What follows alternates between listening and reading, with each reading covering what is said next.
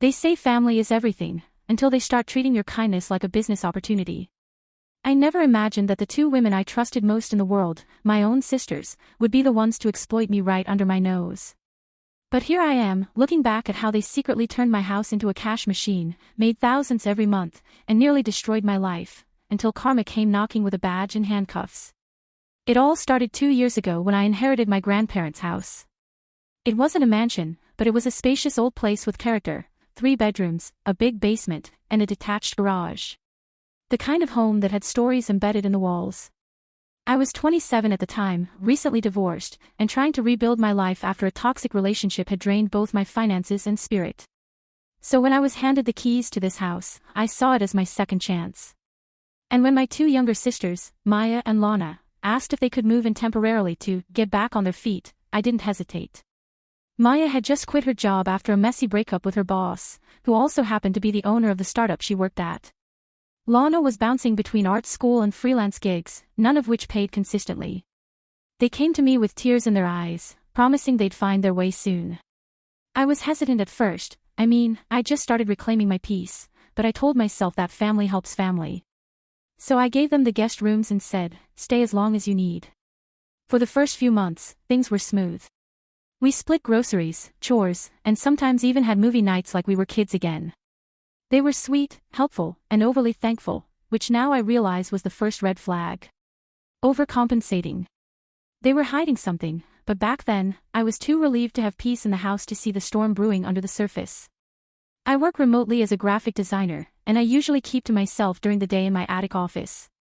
It was the perfect setup. I had my work, they had theirs, or so I thought, and we coexisted peacefully.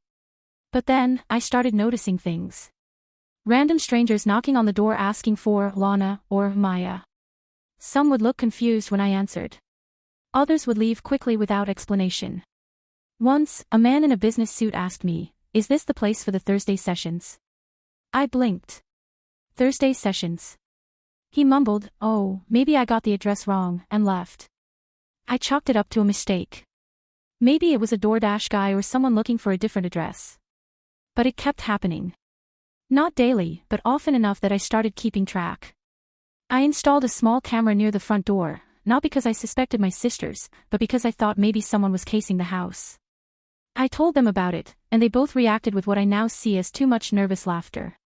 "Oh, Big Brother is watching now," Lana joked, nudging Maya. I didn't find it funny. A week later, I reviewed the footage and my jaw dropped. During my work hours, when I was upstairs in my attic office with noise-canceling headphones on, a revolving door of strangers was coming in and out of the house. Men and women. Some stayed for 5 minutes, others for half an hour. They never used the front door. They went straight to the basement entrance on the side of the house. The basement I almost never used. I felt sick to my stomach. That night, I pretended everything was normal. Ate dinner with Maya and Lana. Listened to them talk about their freelance projects and watched them laugh like everything was fine. But my heart was pounding. I couldn't sleep. I spent the whole night digging deeper, checking browser histories, package deliveries, anything I could think of, and what I found made my skin crawl. My sisters had turned the basement into a fully operational studio. Not for music. Not for art. But for, well, let's just say, adult live streams. They were running a paid subscription business, private shows, themed content, and in-person meetups with exclusive clients. They marketed it as a female empowerment space, but the reality was far darker. Some of the visitors were clearly not there just for a show. And my house, my grandparents' house, was their secret headquarters. They never told me. Never even hinted at it. They used my house, my utilities, and my trust to build an underground empire that was making them, as I later found out, over $3,000 a month. That's just the cash they reported to their little platform. God knows how much was under the table. I confronted them the next morning. Calmly, at first. "I know what you're doing," I said, standing at the foot of the stairs as they sat on the couch, scrolling through their phones like 2 carefree college girls. Maya looked up. "What?" I saw the camera footage. I saw the people coming in and out. I saw the setup in the basement. "And they know about your online pages." There was a long pause. Then Lana scoffed. "You're spying on us now. Are you serious?" I snapped. You're using my house like it's a brothel. Without telling me. This isn't just disrespectful, it's illegal. Maya stood up, arms crossed. It's not a brothel. It's performance art. Everything is consensual and legal. Legal? I said, my voice rising. You're inviting strangers into my home while I'm working upstairs. I could lose everything if the city finds out. What if one of your clients gets hurt? What if someone gets violent?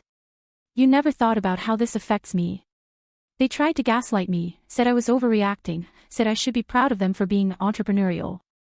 I told them they had 48 hours to pack up and leave. But they didn't. They thought I was bluffing.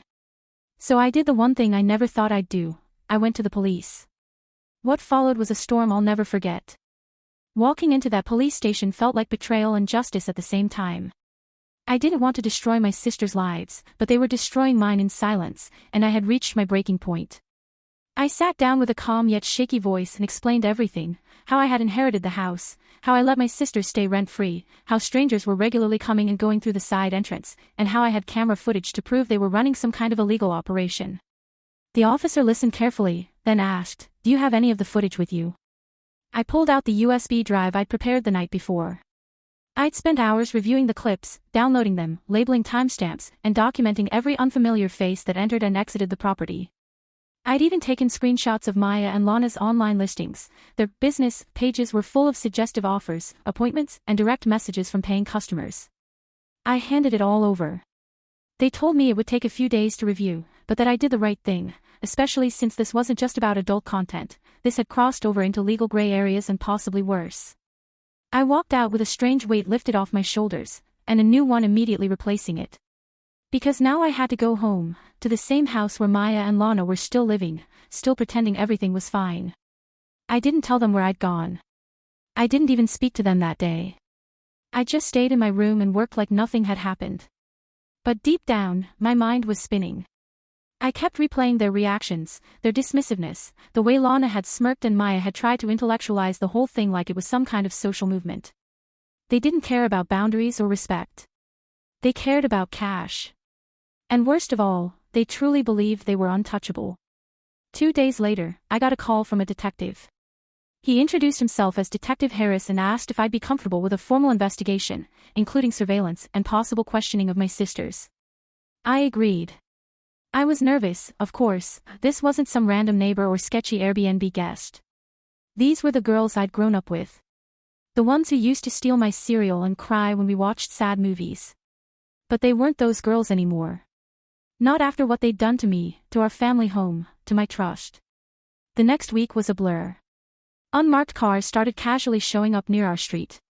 Undercover officers took photos and observed activity around the house. I was instructed to act normal, to not tip them off, and to gather as much passive evidence as I could without directly interfering. I kept the cameras rolling, logged every unknown visitor, and documented any loud noises, parties, or shady conversations. Meanwhile, Maya and Lana had no idea. They were still hosting clients in the basement, now even offering weekend packages that included overnight stays. I saw one man carrying in a suitcase. Another woman brought in a camera rig, lighting equipment, and a laptop. This wasn't just a side hustle anymore. This was a full-blown underground studio. One afternoon, I pretended to be sick just to sneak into the basement while they were gone. What I saw made my stomach churn. The room had been transformed. Velvet backdrops. Multiple cameras. Shelves lined with, let's say, props. It was like walking into a secret movie set, and it made me realize just how far gone they were. That night, I got a text from Detective Harris. "We're preparing to move forward. Please confirm they'll be home this weekend." I responded yes. They were planning a VIP weekend event, and I knew it would draw in more people than usual. I went to bed with my heart in my throat. Saturday came, and the house was unusually busy. People showed up in rideshares. One guy parked 3 blocks away and walked over, probably thinking it was some high-security operation. Maya and Lana were busy in the kitchen, giggling, setting out drinks, prepping wardrobe bags. I pretended not to notice, even as I watched them walk guests downstairs one by one. I stayed upstairs with headphones on, pretending to be watching TV, when in reality I was texting Detective Harris updates. Then, around 8 p.m., it happened. 3 loud knocks. Police. Open up. I froze.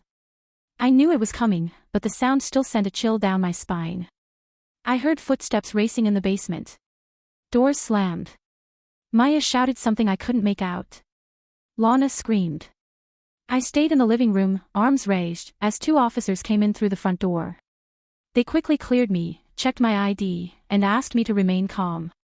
Within minutes, more officers entered through the side entrance, descending into the basement with full gear and flashlights. I heard shouting. A few clients were escorted out, faces flushed, some half-dressed, one of them crying. The girls were handcuffed on the spot. I'll never forget the way Maya looked at me as they led her upstairs. Her face was red with fury and disbelief. You called them, she hissed. Are you kidding me? I didn't respond. I couldn't. I just stood there, frozen, watching the world I thought I knew unravel in front of me. They were charged on multiple counts, operating an unlicensed business, solicitation, unlawful use of residential property, and health code violations, among others. The authorities found drugs on one of the clients and unregistered equipment that violated privacy laws. The house was sealed for investigation for 48 hours. I had to stay with a friend just to process it all. When I returned, the place felt haunted. The basement was torn apart. Yellow tape still hung from the stairwell. But it was quiet. And for the first time in months, honest. I sat in the living room and cried. Not just because I'd lost my sisters, but because I'd lost the illusion of who they were. The betrayal cut deeper than any argument or falling out we'd ever had. They weren't just living off me, they were risking my safety, my reputation, and my future. And they didn't even feel bad about it. But I wasn't done yet. Because what I uncovered next made everything up until now look like child's play. After the chaos of the raid and the silence that followed, I expected peace. I thought maybe the storm had passed, that the nightmare was over. But I was wrong. What came next was worse, far more personal, and more revealing than I could have ever imagined. 2 days after the police sealed and then reopened the house, I decided to clean out the basement. I didn't want any trace of what had happened lingering in my home, in my walls, in my memories.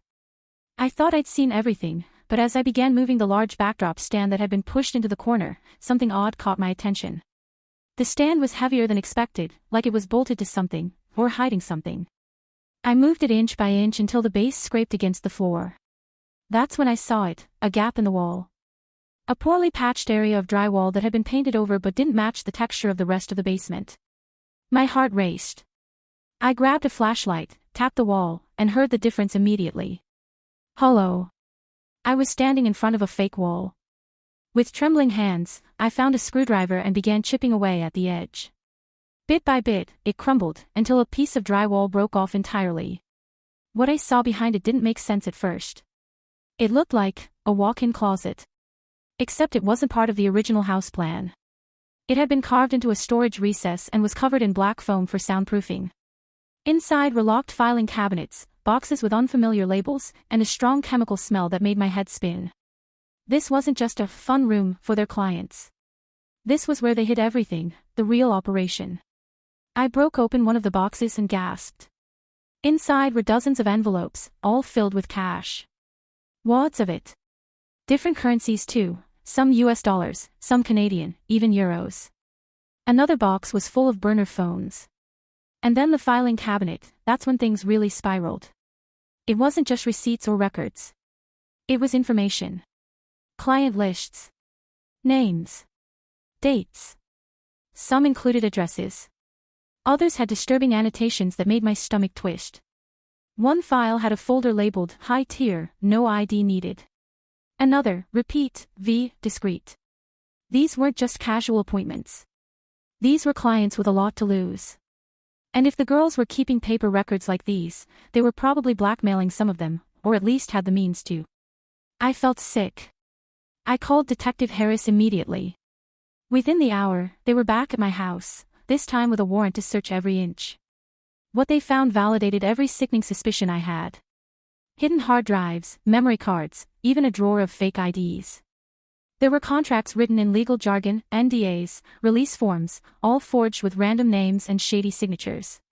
It wasn't just a little side hustle anymore. This was organized. Calculated. Criminal. That night, I couldn't sleep. I sat on my bed, wondering how long they'd been doing this. Had it started before they even moved in with me? Was this why Maya was so insistent on staying together as family? Were those Sunday night family dinners just cover-ups? The layers of deception were endless. The next morning, the detectives contacted me again, this time to ask if I knew a man named Marcus Levine. No, I said. Are you sure? He asked. He's been in and out of your home at least a dozen times. He sent me a photo. I recognized the man instantly.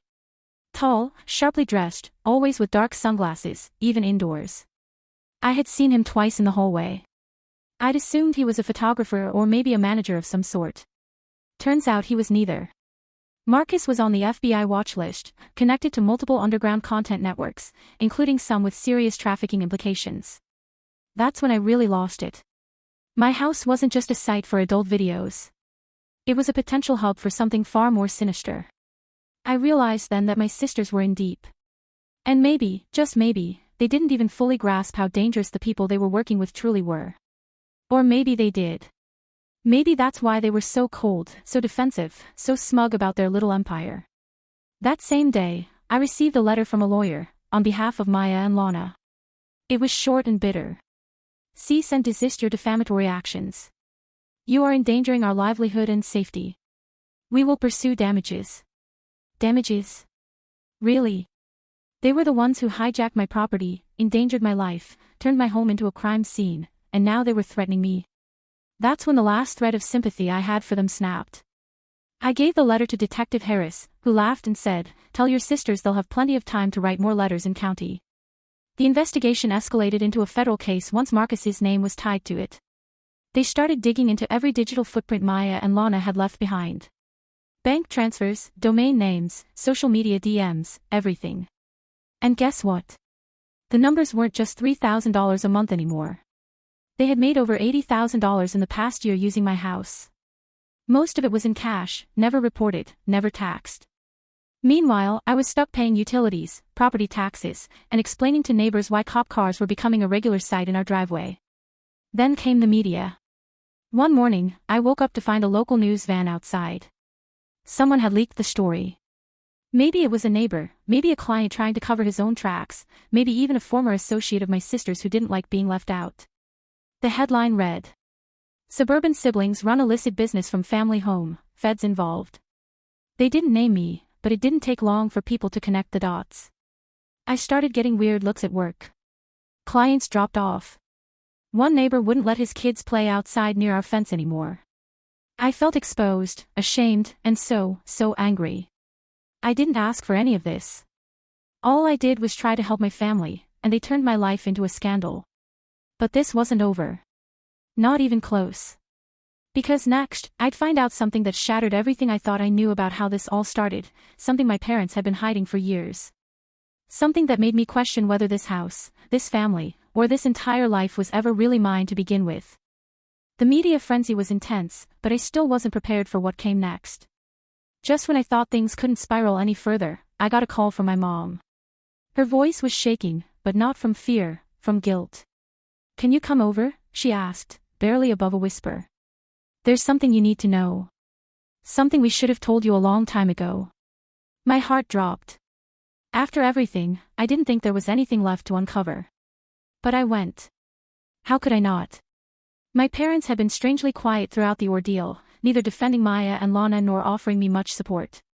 Just silence. And now, this cryptic invitation. When I arrived, the tension was thick. My dad sat on the sofa, staring at the floor. My mom handed me a photo album, a worn, leather-bound thing I hadn't seen since I was a kid. "Turn to the last page," she said. Confused, I did. There, behind a faded plastic sheet, was a document I had never seen before. My birth certificate. Or at least, I thought it was. But it wasn't from our town. It was from a different state altogether. And the names listed weren't my parents. My voice cracked. What is this?" My mom burst into tears. "We adopted you when you were 6 months old," she said. "Your biological parents, they were distant relatives, died in an accident. We were the only ones left to take you in. I felt like the floor had disappeared under me. For a moment, I couldn't breathe. I couldn't think. All the years of feeling like the odd one out, the responsible one, the one who had to hold everything together, it suddenly made sense. I wasn't their son. I was their obligation. But why didn't you ever tell me? I asked, my voice breaking. We thought we were protecting you, my dad said, finally looking up. We wanted you to feel like you belonged. Like you were truly part of the family. But I wasn't, was I? I shot back. You let Maya and Lana walk all over me. You let them manipulate me. And you just stood by and watched. We didn't know it had gone that far, my mom whispered. But I didn't believe them. Not anymore. Because now, everything felt calculated. My kindness had been exploited. My house, which I thought I earned and maintained through years of work and sacrifice, was handed to me as a cover-up. A distraction. You always worked so hard, my mom said, as if that was some kind of consolation. You were different from them. More serious. More stable. No. I was desperate. Desperate to prove myself. To earn my place in a family that was never really mine. I left their house in silence, gripping the birth certificate so tightly it crumpled in my hands. Back home, the agents were still coming and going. More files. More charges. Maya and Lana had finally been officially arrested. No bail. The charges included fraud, prostitution, unlawful surveillance, and conspiracy to commit identity theft. Because, as it turned out, some of the clients were being filmed without consent, hidden cameras in the basement room, stored data on unencrypted drives. And that was a federal offense. But the worst part? They didn't even seem remorseful. Their mugshots were cold. Maya had her head tilted up like a model. Lana smirked. And when I visited the police station to hand over the last of the documents, an officer told me they'd each hired separate attorneys, and were blaming each other. Sisters, turned co-defendants, now bitter enemies. And I was stuck in the middle of it all. The house was now a federal crime scene. Even though I had no charges against me, I wasn't allowed to enter certain areas until the investigation was complete. And meanwhile, my neighbors avoided me like I was radioactive. My boss gave me time off to deal with personal matters, which really meant they were deciding if I was bad for PR. One evening, as I tried to sleep, my doorbell rang. It was late. Almost midnight. At first, I ignored it. But it rang again. And again. I peeked through the peephole and saw a man in a suit. Clean-shaven, older, holding a briefcase. "Mr. Taylor?" he asked when I opened the door. "Yes. I'm representing a group of former clients who are seeking a civil settlement. We believe you were unaware of the activities taking place in your home. But because the operation occurred on your property, we're offering you the opportunity to avoid litigation by settling out of court." My jaw dropped. I wasn't just being dragged into criminal investigations. Now I was facing civil lawsuits too. I laughed, not because it was funny, but because it was absurd. You people came into my house. My house. Without my permission. And now you want me to pay you. The man nodded. It's messy, I know. But that's how these things go. I slammed the door in his face. But that was just the beginning.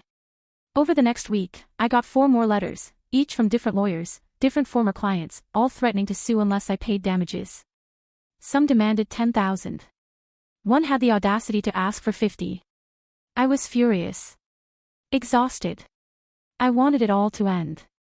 And just when I thought the last shoe had dropped, I got an anonymous envelope in the mail. No return address. No name. Inside were 6 photographs. Grainy, taken from a hidden angle. But unmistakable. They were of me. Sleeping. Showering. Sitting on the couch. I dropped the photos. My stomach flipped. Someone had been watching me the entire time. I had been a victim too, and I didn't even know it.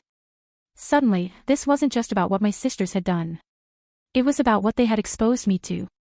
What they had subjected me to, silently, while pretending they were just using a little space in the basement. And now, I wanted revenge. I couldn't sleep after seeing those photos. My hands trembled every time I turned off a light or walked past a mirror. The idea that I had been filmed, watched in the privacy of my own home, shattered whatever small piece of peace I had left. And to think, my own sisters were responsible. Maya and Lana had not only invaded my home, but they had exposed me to strangers. Violated me in the most intimate ways without a shred of remorse. I was done playing the victim. I was done crying, hiding, and hoping justice would do its job. This time, I was going to fight back. And I would make sure they paid for every single second of my misery. My first move was hiring my own lawyer. Not just any lawyer, but a specialist in cyber law and privacy violations. His name was Nathan Pierce. Sharp, driven, and known for making examples out of people who thought they were untouchable. I handed him everything, the photos, the flash drives I found in the house, screenshots from the hidden accounts they used to collect payments, even the text messages where Lana had hinted about expanding operations. Nathan didn't waste a second. They thought they were running a hustle, he said, flipping through the files. But what they really ran was a digital crime ring. And now we have enough to bury them. We filed a civil lawsuit against both Maya and Lana for emotional distress, unlawful surveillance, breach of trust, and endangerment. I wasn't looking for a payout. I wanted them marked, legally, permanently, as predators. People who preyed on others, even their own family. That alone would keep them from ever doing it again. And while the criminal case moved forward, I used the time to clean up my life, starting with the house. I hired a professional team to come in, sweep every inch for bugs and hidden cameras. They found 3 more I hadn't even known about. One in the smoke detector. One behind the bathroom mirror. And one, inside the air vent above my bed. I nearly vomited when they showed me the footage those cameras had been capturing. Months worth. Maybe more. Most of the videos had been encrypted and linked to off-site cloud storage, but Nathan had connections. Within days, we found out the footage had been sold to websites. Adult websites. Meaning my privacy had been violated on a global scale. That's when my case became federal. Homeland Security got involved. Apparently, my house wasn't the only one they'd used for this kind of thing. Maya had helped set up 2 other similar operations with friends in neighboring cities. What started as a petty hustle had ballooned into an underground ring of illegal adult content production. I was in the center of something massive. But I refused to let it consume me. With Nathan's help, I went to the media, not for fame, but to control the narrative. I gave one interview. Just one. A serious, well-shot interview with a major network, where I told my story. No dramatic music. No tears. Just facts. Cold, honest facts about how betrayal can wear a familiar face. About how family doesn't always mean safe. The response was overwhelming. Thousands of messages flooded in, support from strangers, apologies from neighbors, even confessions from others who had been exploited by someone they trusted. But the most unexpected message came from a woman named Leah. She had rented my basement 6 months ago, before I found out anything. I thought something was off, she wrote. There was a weird camera in the ceiling, but Lana said it was a fake security feature. I never felt safe there. I'm so sorry you had to find out this way. I called her.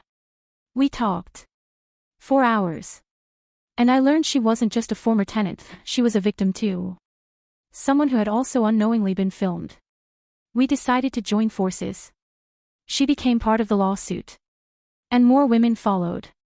By the time Maya and Lana were brought to trial, the courtroom was packed. There were over a dozen victims.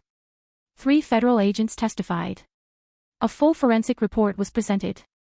The prosecution painted them exactly as they were, manipulative, calculating, and criminally heartless. Their lawyers tried to spin it, of course. It was just a side hustle. They didn't know the full extent.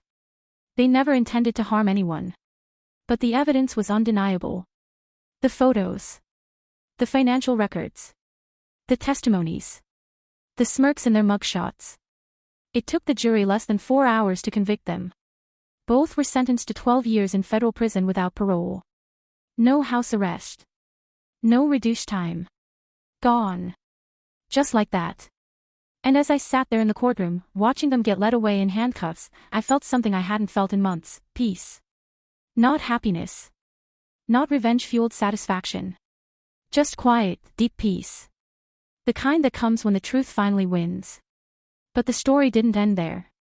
I sold the house. Not out of fear, but because I didn't want to live in memories anymore. With the money, I started fresh in a new city. I launched a small nonprofit for victims of family-based exploitation. I named it Eyes Open because sometimes the real danger lives under your roof. And I made it my mission to make sure no one else would have to find out the way I did. One night, months later, I got a letter in the mail. No return address again. Inside, a single note. Did you ever love us? It wasn't signed. But I knew the handwriting. It was Maya's. I didn't respond. Not because I didn't have anything to say. But because the answer was yes. Yes, I loved them. And that's what made their betrayal the deepest cut of all. But love isn't a shield. And blood doesn't excuse everything.